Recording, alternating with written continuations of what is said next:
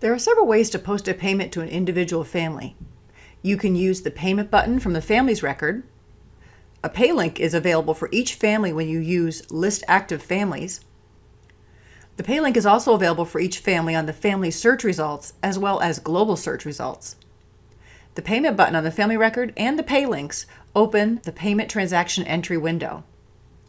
When you open the payment transaction entry window for a family, only unpaid fees will be listed on the bottom half of the window. If you wish to see all this family's transactions, you can click the View Transaction History button next to the family name. You can post cash, checks, and other credits. If the customer would like a receipt, click the Receipt checkbox. When you submit the payment, a receipt window will open with the option of printing or emailing the receipt. If you are posting this payment for a date other than today, you can change the date in the Trans Date field. The payment type field is defaulted to Payment. The other options in the drop-down list can be modified by going to Tools, Edit Settings, Drop-down Lists, Transaction Types. Remember, payment is the only type that will appear on revenue reports since coupons and the like are not actual income. You can choose a subtype if you wish. Select a payment method in the Method drop-down box. If you enter check, you can enter the check number in the field below. If you select credit card as the method, the family's credit card will not be charged. It will only record the transaction. If you are set up to process e-payments in Jackrabbit, you can use the Use Card/Account on File or Use New Card buttons at the top. Before doing so, enter the payment amount in the payment field and indicate which fees it applies to. This is called linking. Every payment should be linked to a fee. You can click on the Apply to Newest Fees First, Apply to Oldest Fees First within the last 12 months, or Apply to Oldest Fees First button to designate which fees the payment is for.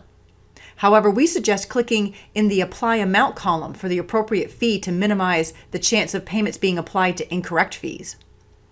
The unapplied amount of the payment is calculated for you. If this payment is not an e-payment, click on either Save Payment or Save and Make Another Payment to record the transaction. If you have been set up in Jackrabbit to accept e-payments, you can use either the Use Card/Account on File or Use New Card button if their family doesn't have a card on file in Jackrabbit. Verify the information in the Post e-payment window and then click Submit e-payment. In a few seconds, you will get a pop-up window either approving or denying the transaction. Whether this is an e-payment or a regular payment, Jackrabbit will update the family's Transactions tab. An e-payment is indicated by a green circle with a check mark and means the e-payment was successful. If it was unsuccessful, it will be indicated by a red exclamation point. You can click on the green circle with a check mark icon or the red exclamation point to see details regarding the transaction. Although, if it was unsuccessful, the details will be entered in the Notes field. We do not recommend accepting prepayments because the payment cannot be linked to a fee. When the fee is eventually posted, you will need to go to each individual payment and link it to the fee in order for Jackrabbit to recognize it as revenue. It is a best practice to regularly search transactions for unapplied credits. Interested in learning more about e-payments?